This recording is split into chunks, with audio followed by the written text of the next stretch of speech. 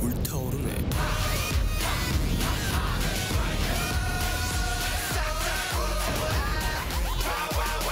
네, 4.15 총선이 이제 채 열흘도 남지 않았습니다. 공식 선거운동 첫 주말을 맞이한 정치권인데요. 국민들의 마음을 조금이라도 더 얻기 위해서 분주하게 움직이고 있습니다. 과연 민심은 어떻게 움직일지 오늘도 읽어보는 시간을 가지도록 할 텐데요. 그간 발표된 여론조사를 바탕으로 총선 민심을 분석해 보도록 하겠습니다. 오늘은 최영일 시사평론가 그리고 이택수 리얼미터 대표와 함께합니다. 안녕하십니까? 안녕하세요. 예, 어제 9시 뉴스를 통해서 KBS가 실시한 여론조사 결과가 발표가 됐는데요. 먼저 수도권 접전 지역부터 살펴보도록 하겠습니다. 다선 중진과 앵커 출신 신인의 재대결 서울 송파을. 누굴 찍겠냐고 물었더니 민주당 최재성 후보와 통합당 배현진 후보, 박빙입니다. 당선 가능성에서는 최 후보가 51.2%, 배 후보가 33.8%로 격차가 벌어졌는데 적극 투표층에서는 배 후보와 최 후보가 오차범위한 접전이었습니다. 서울 구로울에선 친문 핵심 민주당 윤건영 후보와 이른바 보수 표적공천 통합당 김용태 후보의 승부입니다. 응답자의 50.1%가 윤 후보, 27.7%가 김 후보에게 투표하겠다고 답했는데 오차범위 바뀐 22.4%포인트 차입니다. 민주당 정일영 후보와 통합당 민경욱 후보, 정의당 이정미 후보는 인천 연수을에서 3파전입니다. 특히 정 후보와 민 후보를 뽑겠다는 유권자가 동일하게 각각 33.5%로 소수점까지 똑같게 나왔습니다. 이 후보는 22.6%로 오차범위 밖에서 뒤쫓는 양상입니다. 당선 가능성은 정 후보가 32.7%, 민 후보가 40.6%였습니다. 예, 접전 지역 살펴보셨습니다. 먼저 송파을 보겠습니다. 최 평론가님, 지금 1, 2위의 격차가 안 난다고 봐야겠네요. 네네. 오차범위 내에서 우세, 열세, 이건 큰 의미 없습니다. 네. 뚜껑 열어봐야 하는 겁니다. 그러니까 초박빙이라고 봐야 되겠죠. 네. 거의 비슷비슷하다. 근데 보면은 이제 최재성 후보가 처음엔 약간 열세였다가 조금은 이제 지금 비슷하게 올라오고 있고 다소 우세까지도 점하는 모습을 보이고 있어요. 네. 이럴 때 이제 배현진 후보의 분발이 필요하다. 이렇게 좀 이야기할 수 있겠고요. 네. 사실 송파구는 지금 표심을 알 수 없을 것 같습니다. 여루 갈지 야루 갈지 이건 정말 초박빙으로 분석이 됩니다. 이택수 대표는 어떻게 보시는지요, 송파을? 말씀하신 대로 초박빙이라서 사실 뚜껑을 열어봐야 된다고 안다고 하면은 재미없다고들 얘기하시는데 좀 쪽집게처럼 하나 예언을 씹어달라고 얘기하시는데 아닙니다. 여론조사 전문가는 더욱이 이제 얘기할 수가 없고요. 하시는 줄 알았는데 이 송파을은 이제 남녀 간의 대결이죠. 그래서 배현진 후보 같은 경우는 이제 남성들이 조금 더 지지하는 측면이 그래요? 여성의 적은 여성일 때가 많습니다. 선거에서도 그런데요. 과거 이제 박근혜 대통령도 그랬었고 잠시 소개해드릴 동작의 나경원 의원도 그렇고요. 여성보다는 남성들이 더 지지하는 재밌네요, 이거. 좀 있습니다. 그리고 이 적은 이제 문재인 대통령과 홍준표 전 대표 간의 대결 구도이기도 하죠.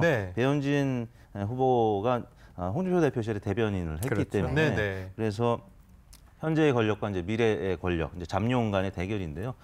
진짜 이 지역은 샤이 보수가 있는 듯 보이기도 하기 때문에 배현진 후보가 이제 숨겨진 표심이 한 5%포인트 있지 않겠느냐라고 해서 역전 가능성도 있는데 끝까지 지켜봐야 되겠습니다. 알겠습니다. 자, 이번에 인천 연수을 보겠습니다. 여기 지금 소수점까지 똑같이 나왔습니다. 33.5%인데 그래픽 보면서 먼저 네네네. 보시면요. 이 33.5% 똑같죠. 지금 여야, 특히 이제 거대 양당, 정일영 후보 더불어민주당이고요. 이 민경욱 후보는 우리가 잘 아는 현역 의원입니다. 바로 이제 미래통합당 후보인데 문제는 똑같아서 사실은 그러면 이것도 뚜껑 열어봐야 하는 것 아닌가 한데 이건 좀 당선 가능성을 같이 보시면 좋아요. 왜냐하면 당선 가능성이 민경욱 의원 쪽이 지금 높습니다. 높군요. 당선 가능성도 사실은 이게 유권자가 응답을 하는 건데 이 누구 찍겠습니까 할 때는 좀 감성에 의존을 하고 당선 가능성을 말할 때는 이성적으로 내가 꼭 지지하는 후보가 아니어도 이 사람이 될 것 같다인데 그건 왜냐하면 정의당 이정미 후보가 존재하기 때문으로 보여요. 왜냐하면 지금 정의당이 약간의 더 표를 가져가면 민경욱 후보의 표가 빠지는 게 아니고 정일영 후보의 표가 빠질 가능성이 크거든요. 그러니까 이제 후보 단일화가 마지막까지 사실은 오늘 투표용지 인쇄하는 날이거든요. 근데 이제 더불어민주당과 정의당이 늘 이제 선거연대를 하면서 후보 단일화를 여러 지역에서 전략적으로 했는데 네. 오늘 마지막 관건 지역이 연수울이 될 것 같습니다. 예, 이 대표님 이 부분 좀 짧게 좀 짚어주실까요? 민경욱 후보가 사실 이제 피닉스라는 별명이 불사조 이런 공천에서. 불사조. 그러니까 원래는 이제 피닉제라고 이제 이인재 전 의원 별명 갖고 있었는데 공천 과정에서 뭐 두세 차례 이제 번복이 되면서 공천이 됐습니다. 민경욱 후보가 워낙 이제 말이 세시죠. 맞아요. 그래서 민경욱 후보에 대한 재신임 투표라고 규정지어도 될 지역이 아닌가 싶습니다. 네, 알겠습니다. 이어서 접전 지역입니다. 네. 부산, 강원, 대전도 격차가 크지 않은 곳이 많습니다. 화면으로 만나보시겠습니다. 여권의 대선 잠룡과 전 부산시장이 맞붙는 부산 진구갑. 누구에게 투표할 건지 물었더니 김영춘 43.7%, 서병수 35.4%로 오차 범위 내 접전입니다. 무소속 정근 후보는 10.4%입니다. 당선 가능성은 김영춘 42%, 서병수 36%였습니다. 강원 춘천, 철원, 화천, 양구갑에선 박원순 시장 비서실장 출신의 민주당 허영 후보와 검사 출신 재선 의원인 통합당 김진태 후보가 맞붙습니다. 허영 45%, 김진태 38.1%로 두 후보가 역시 접전이었습니다. 당선 가능성은 허영 46.2%, 김진태 35.2%로 허 후보의 당선을 전망하는 유권자가 더 많았습니다. 황운하 전 대전지방경찰청장과 지역구 현역 이은권 의원이 출사표를 던진 대전 중구. 민주당 황운하 46.8%, 통합당 이은권 34.8%로 황 후보가 우세했습니다. 당선 가능성에서도 황 후보가 12.9%포인트 더 앞섰습니다. 이번 조사는 KBS가 한국리서치에 의뢰해 지난 2일부터 4일까지 각 지역구 만 18세 이상 남녀 500명을 유무선 전화조사했으며 표본 오차는 95% 신뢰 수준의 플러스 마이너스 4.4%포인트입니다. 네, 서울에 종로가 있다면 부산엔 진구갑이 있다. 그만큼 부산 민심의 어떤 향방을 알 수 있는 바로미터 지역으로 꼽히는 곳이어서 저희도 분석을 해봤었는데 이택수 대표님, 지금 김영춘 후보와 서병수 후보 오차 범위 내에서는 지금 접전이라고 지금 분석이 되는 건가요? 네, 그렇습니다. 지금 뭐 여러 조사 기관들에서 서병수 후보가 뭐 약간 열세인 것으로 나타나고 있는데요. 네. 사실 뭐 영남 지역에서는 더불어민주당이 이 샤이 진보 표심 때문에 좀 적게 나오는 지역들이 많거든요. 네네. 근데 지금 이 지역은 샤이 진보 표심이 그다지 많지 않은 것 같습니다. 왜냐하면 김영춘 의원 또 전 장관이 인지도가 워낙 높죠. 네. 그리고 또 잠룡의 가능성이 있습니다. 지금 뭐 잠룡 지지율이 그다지 뭐 높은 후보는 아닙니다만 이분을 뽑았을 때 차기 대권주자로 이제 클 수 있다라는 그런 점 때문에 샤이 진보 표심이 상대적으로 다른 지역보다는 적은 것으로 나타나고 있고, 물론 이제 이 지역 미래통합당이 영남권이긴 하지만 서병수 후보의 또 수분 표심이 있을 수 있습니다. 뭐 그렇기 때문에 또 부산시장도 했었고. 그렇죠.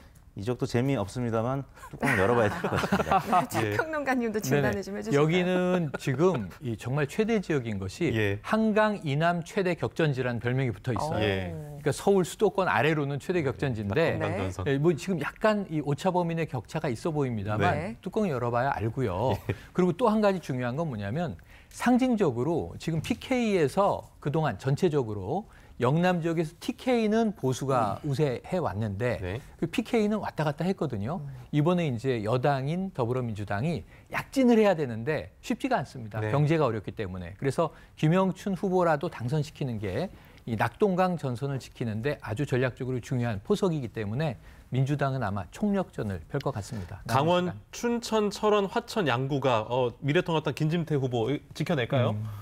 네, 지금 최근 들어서 민주당의 허영 후보 지지율이 많이 올랐습니다. 원래는 김진태 후보가 좀 앞서갔었는데 허영 후보가 이제 인지도 면에서는 김진태 후보보다는 떨어지죠. 김진태 후보는 그야말로 저격수 이미지가 있습니다. 검찰 출신으로 그동안에 이제 더불어민주당 혹은 문재인 대통령을 주로 독설로 많이 비판을 했던 국회의원인데 이 지역은 어떻게 보면 문재인 대 박근혜 2012년 대결 구도로 봐야 될 것 같아요.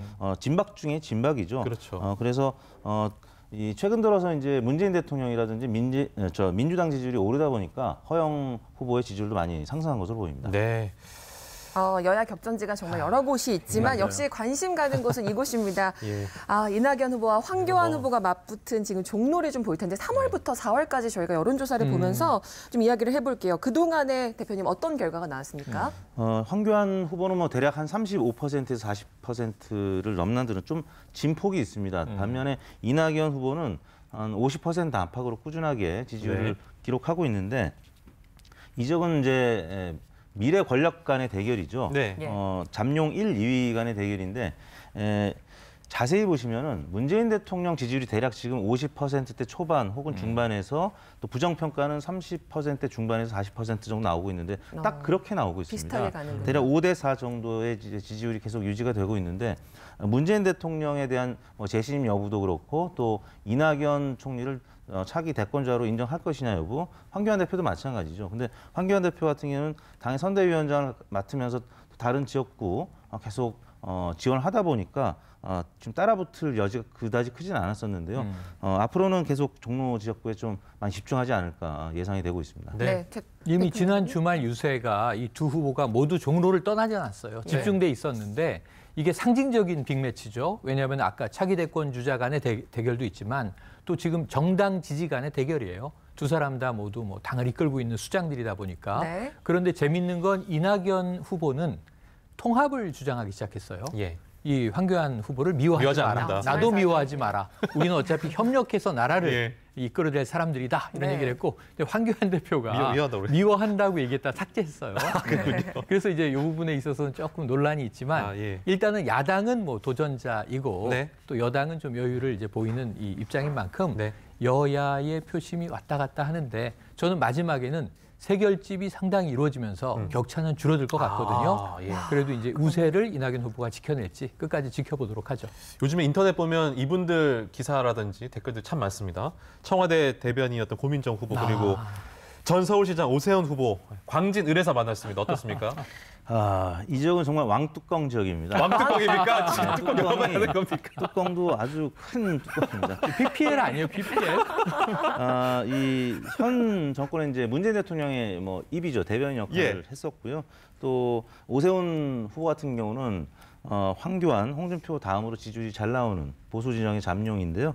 아무튼 현 정부대 또 미래 권력 간의 대결인데 그야말로 오차범위 내에서 팽팽합니다. 특히 이제 자동응답 방식이냐 전화 면접 방식이냐에 따라 다른데 자동응답 방식은 응답률은 낮지만 부동층의 숫자가 적고요. 숨겨진 야권 표심이 잘 나오는데 지금 숫자를 보시면은 격차가 적은 조사들이 자동응답 방식입니다. 그 얘기는 뭐냐면은 오세훈 전 시장의 숨겨진 야권 표심이 좀 있다라는 거죠. 그래서 이 지역은 어느 후보가 자신의 지지층을 투표장으로 많이 이끌어낼 수 있을 것이냐에 따라서 이 뚜껑의 가중치가 부여가 될 것 같습니다. 정말 이거 열어봐야 아는 지역이군요. 그래서 공식 선거 운동이 시작되자마자 이 여권의 거물급 인사들이 다 고민정 후보를 지원하러 가는데 오랜만에 얼굴을 보인 임종석 전 청와대 비서실장도 있었고요.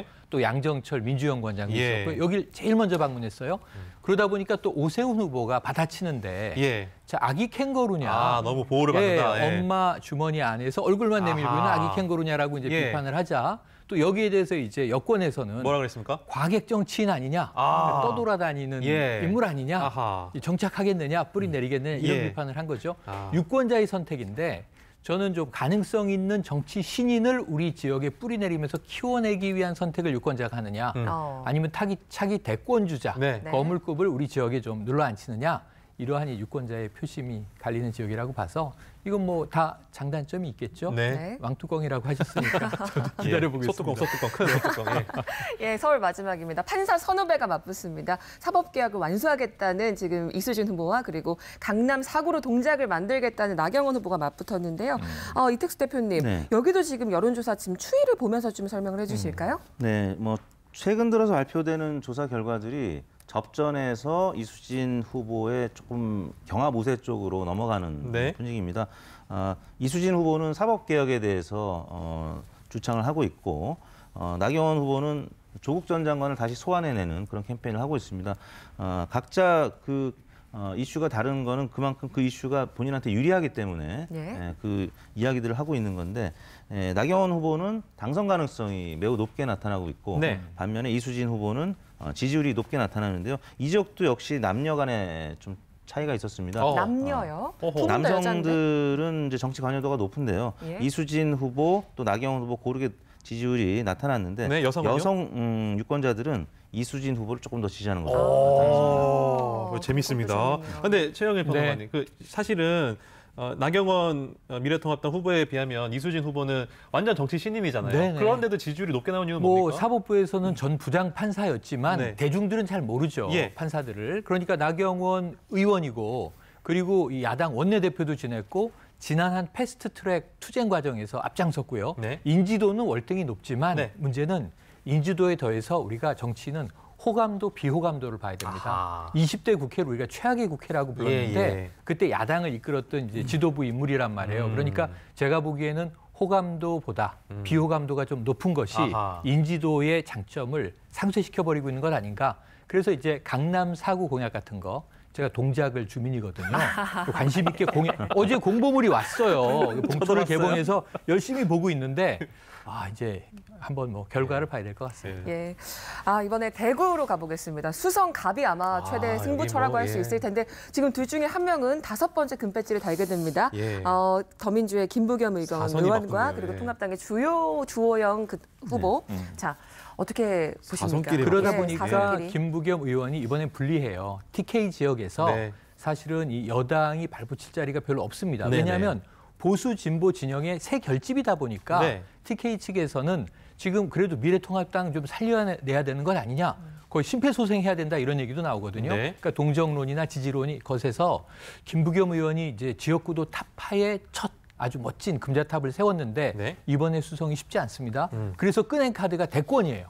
이번에 내가 당선되면 아하. 대권 주자 반열에 오른다. 예. 그러니까 주호영 의원이 그런 인물을 꺾으면 나도 대권 주자 아하. 반열에 오르겠네 하면서 이제 차기 대권 논란이 여기 붙어 있는 거예요. 예. 어쨌든 지금 아주 접전은 치열해 보이는데 네. 저는 둘 다 훌륭한 정치인들이에요. 예. 여야에서. 누가 돼도 대구 이 유권자들의 선택이 존중받아야 될 것 같습니다. 알겠습니다. 지금 저희가 여쭤볼 게 많은데 시간 관계상 빠르게 진행하겠습니다. 네. 비례대표 정당, 이거 이번 총선에서 가장 큰 복잡하죠. 변수입니다. 네. 어떻게 조사됐습니까? 지난주에는 이제 더불어시민당 지지율이 좀 변화가 컸습니다. 더불어민주당의 위성 1호 정당이죠. 예. 지난주에는 한 8%포인트까지 많이 떨어졌네요. 빠졌는데 두 가지 이유가 있는데요. 하나는 이제 공약 번복이 있었습니다. 매달 60만 원씩 지급한다 뭐 이런 공약들이 이제 철회가 됐는데 그 과정에서 혼선 때문에 그렇고요. 또 지난주부터는 더불어민주당이 주도하는이란 수식어가 빠지게 됐습니다. 원래 이제 한 일주일간은 지정당 앞에 그런 수식어들이 들어가는데요. 그래서 지난주에 그만큼 빠진 만큼 열린민주당, 더불어민주당 2호 정당이죠. 물론 이제 서자라고 하지만 효자. 효자라고 그랬는데 안 받는다 그러잖아요. 네. 서자 대 효자 대결인데 그 14.4%로 2.7%포인트 올랐고요. 네. 정의당이 이번 주에는 조금 반등을 했습니다. 올라갔군요. 그동안에 좀 약세를 보이다 반등을 했고요. 그렇다 보니까 미래한국당의 지지율이 1위로 올라갔습니다. 25%인데 역시 2.4%포인트 빠졌는데 더불어시민당보다 좀 덜 빠졌기 때문에 1위로 올라간 그런 결과가 평론가님도 해석을 좀 오늘부터 비례대표 정당의 TV 토론회가 시작돼요. 네. 오늘 경제 위기에 대해서 각 비례정당의 경제 전문가들이 토론을 하는데 저는 앞으로 한 일주일 동안 엎치락 뒤치락 할 것 같습니다.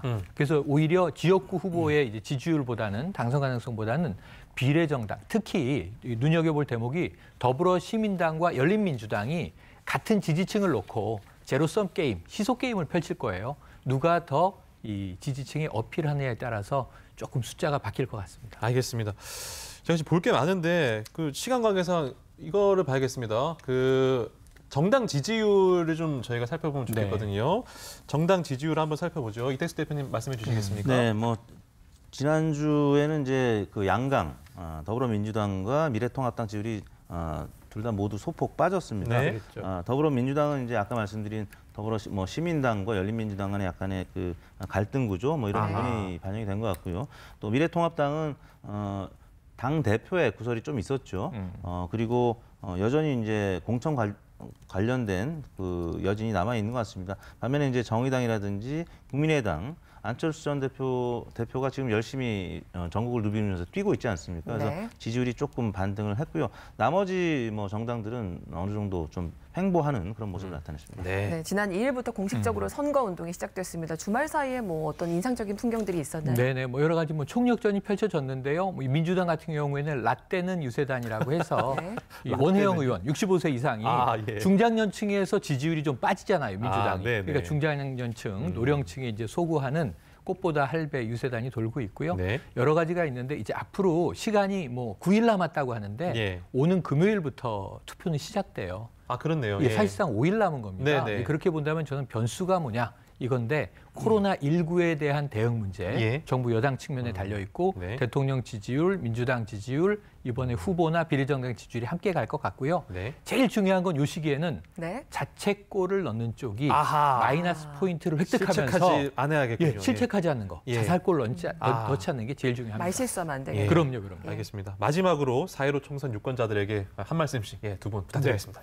저는 이제 코로나19 사태에서 대한민국의 위상이 많이 높아졌습니다. 우리나라도 역시 뭐 힘들긴 하지만 그래도 다른 나라에 비해서는 뭐 방역 의료 체계 시스템이 아주 선진화되어 있다는 것을 눈으로 확인했는데 투표율 지난 선거 때 58%였습니다. 이번엔 60%를 넘는 수준으로 투표율이 제고되면 대한민국의 위상이 더 높아지지 않을까 싶습니다. 요즘 유권자들이 더 잘 아시기 때문에 여기서 훈수 두면요. 라떼는 평론가 됩니다. 유권자를 믿습니다. 알겠습니다. 이번 주도 여러분들 아주 꼼꼼하고 깐깐하게 잘 따지면서 공부 우리 함께 했으면 좋겠습니다. 두 분 말씀 여기까지 듣겠습니다. 고맙습니다.